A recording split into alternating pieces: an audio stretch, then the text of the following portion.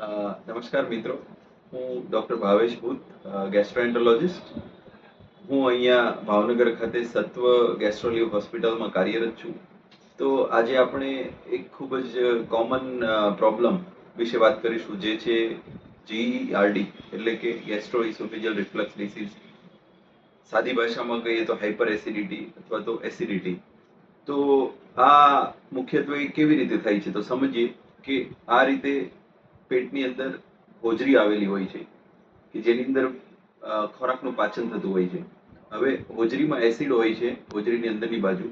હવે એસિડ જો હોજરીમાં ને હોજરીમાં જ સીમિત રહે તો કઈ વાંધો ના આવે, પણ એ જો એસિડ કોઈ પણ કારણોસર ઉપર એટલે કે અન્નનળીમાં આવી જાય અને એના લીધે જે લક્ષણો આવે, જેવા કે છાતીમાં બળતરા, ખાટો ઓડકાર, મોઢેથી ખાટું પાણી નીકળવું અને અમુક કેસમાં ઉલટી થવી, છાતીનો દુખાવો થવો, તો આ બધા લક્ષણો GERD એટલે કે એસિડિટીના છે, જે એસિડ હોજરીનું અન્નનળીમાં આવી જવાથી થાય છે.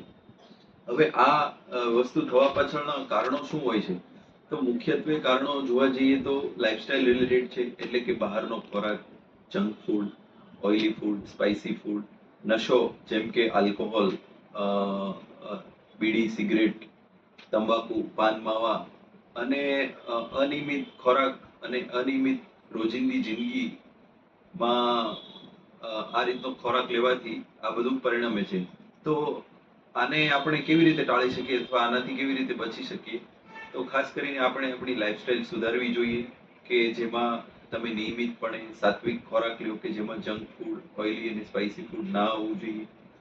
નિયમિત થોડા થોડા અંતરે એટલે કે 6 કલાકે, 8 કલાકે થોડી માત્રામાં ખોરાક લ્યો અને વ્યસન એટલે કે બીડી, સિગરેટ, આલ્કોહોલ, દારૂ, પાન માવો, ગુટખાનું સેવન ટાળો અને નિયમિત પૂરતા પ્રમાણમાં ઊંઘ લો અને રોજિંદી 30 થી 45 મિનિટ તમે જોગિંગ, વોકિંગ કે કસરત કરો.